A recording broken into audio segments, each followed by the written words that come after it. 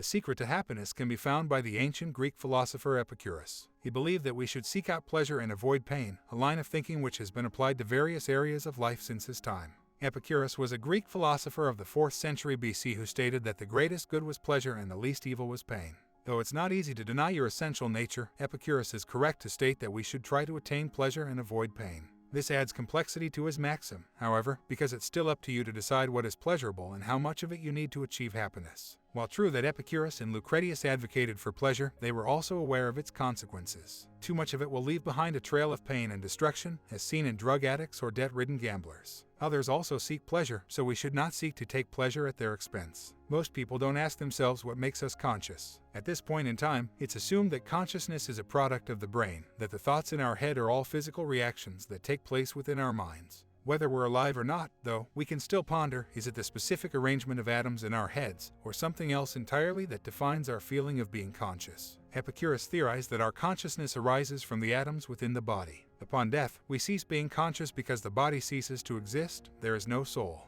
In life, you need to make a lot of decisions. To ensure that the best outcome results from every choice, it's important to weigh the ups and downs of all potential choices, no matter how small. But decisions can be corrupt. Our tendency is towards kindness, Epicurus said. But under the wrong circumstances, our nature can be corrupted, and sometimes our actions are influenced by greed or malice. That's why we need laws to curb our worst impulses and ensure that people treat each other fairly. In a perfect world, we wouldn't need laws, but in this imperfect one, they're necessary. All love relationships have their challenges, and even the most passionate romances aren't immune to pain. Epicurus and Lucretius both saw this clearly. They fully grasped that love comes with its share of difficulties. According to the Epicureans, human beings are atomic, material objects that will never experience anything beyond death. Therefore, there is no reason to mourn. Since the afterlife does not exist, death should be seen as an expected event. The real tragedy is when a person fails to see this and grieves over the loss of life. If we're talking about ethics, Epicureanism is all about pleasure and pain. More specifically, we can adapt our lives to the world around us, instead of trying to change the world by force. Epicureanism conceptualizes two types of things, natural and artificial.